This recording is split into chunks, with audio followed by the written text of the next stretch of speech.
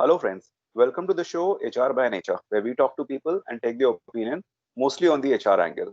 Today, we are not going to take the opinion mostly on the HR angle because today the opinion will be only HR. Today, our guest is Mr. Atirav Kapoor, who works with EmployWise, an HR tech company in their business development team. In his current role, he works with the mid-market and enterprise companies to identify gaps and help them help in the HR automation and roadmaps of the organization. Generally, we as HR professionals try to strike the right balance between the business and HR, but Atrav works in the business of HR. Hello, Atrav. Welcome to the show.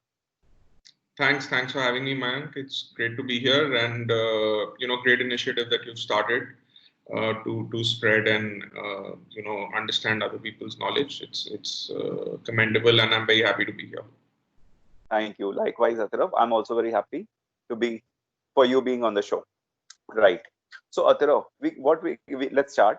What we can understand is that we can easily we are in a comfortable position to divide the eras into two eras, that is pre-COVID and post-COVID era.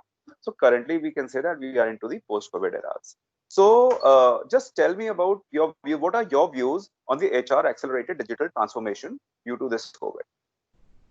Okay, so I'd probably take that in two parts because in India we have I'd put the companies, mid-market and enterprise companies in India into two buckets. One bucket has the companies which have already, prior to COVID, had an automation roadmap, have undertaken some sort of automation, and I'm talking about HR here.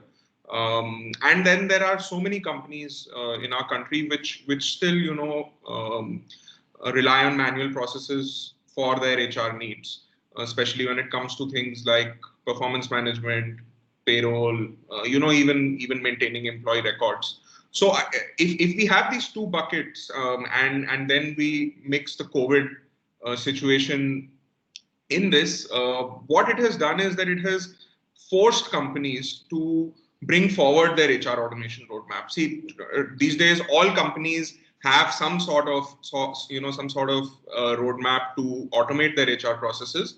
But suppose that roadmap was for 3 years or 5 years.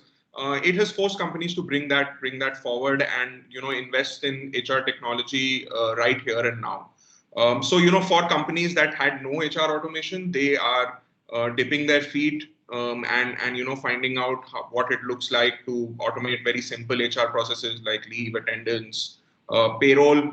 There are other companies where such processes were automated, but let's say slightly more evolved processes in performance management, learning and development.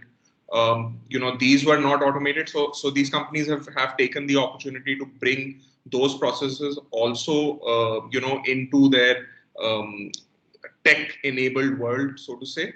All in all, I think it has furthered the automation roadmap, and it will only make HR automation quicker now going forward in companies, because this remote working environment and working from home has sort of made companies understand that it is very important to have a single source of truth where their HR data is concerned, and right, to have the process automated for efficiency.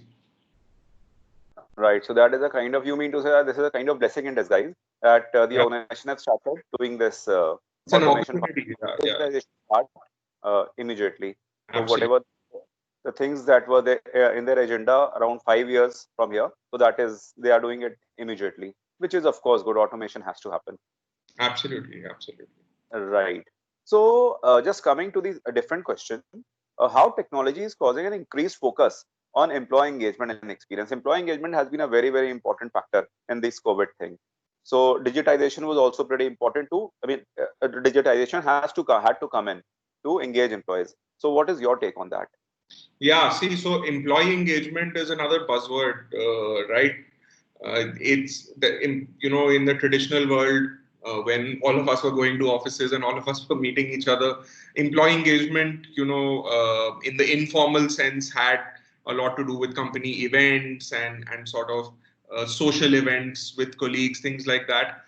That has all changed because of COVID, because nobody can really meet each other physically now, and companies have had to rely on technology to make sure that employees are engaged, not only from a social sense, but also companies need to reach out to employees, and people need to know what their colleagues in other teams are doing, what their colleagues in other geographies are up to. So the silos that traditionally exist in an organization, it's very easy to slip into a silo. When I'm working from home, I interact only with my manager and with my team, and I'm done at the end of the day.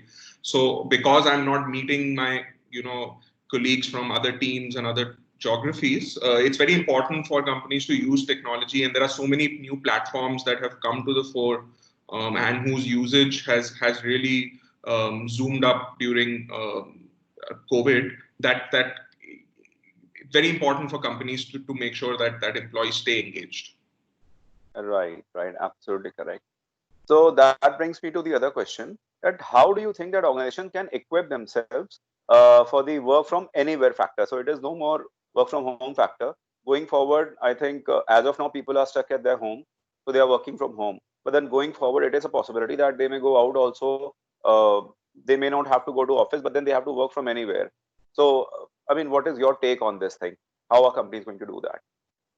I think again, I'd use this, as an opportunity, as a blessing in disguise, because the possibilities of opening up your positions in your company to a workforce around the globe, they're tremendous. So nobody needs to be necessarily bound by geography anymore. You can work from anywhere. Your cost of living is can be lower than in large cities where most large companies are located, and as a result, maybe salary bills of companies can also be Oh, reduced.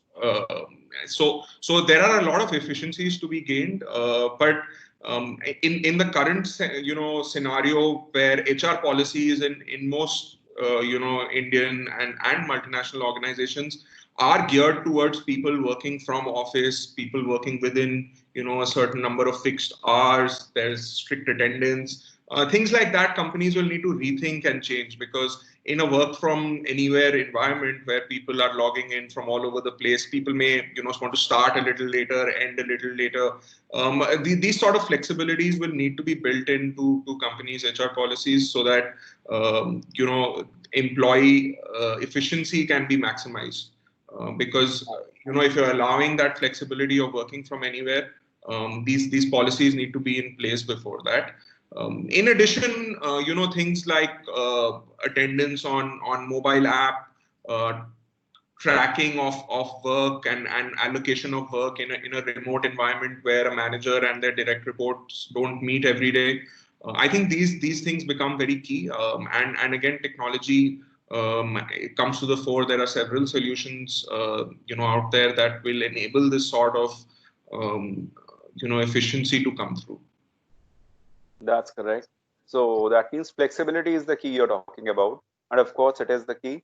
But still, I feel that we are still in the infancy stage as of now. So Yeah. the way we could not see COVID coming in, we are not able to see the other things also coming in. So we have to be prepared for that. Work from anywhere or work from home is of course a concept. So wherein it has to be clubbed with the work from office culture Absolutely. also. So it is not that, because I see in the last few days that few companies have said that their employees have to work from home for the next 5 years or so, or 3 years or so. So I think it is they are just taking this decision too early. I think this has to come over a period of time. We have to see how it unfolds. Yeah, I think there needs to be a mix. Also, see, in any large company, there are going to be people who necessarily need to be together and who need to work in an office environment, because of and, different sorts of reasons. But that doesn't mean everybody in the company must follow the same policy, right? There can be people who can be as efficient or even more efficient in when they're not working in office. So obviously we will learn as we go along, but companies will need to sort of embrace and be flexible about these things. Right, right. But it's been only 3, 4 months or 5 months of this thing. So I'm sure that there's a basic need which even people are not aware of it. That it's a basic need to meet other people. So as of now, they are probably enjoying, but then later on, probably this thing will come up, and they would require to meet other people, their colleagues, because peer group and then environment of working environment is also pretty important.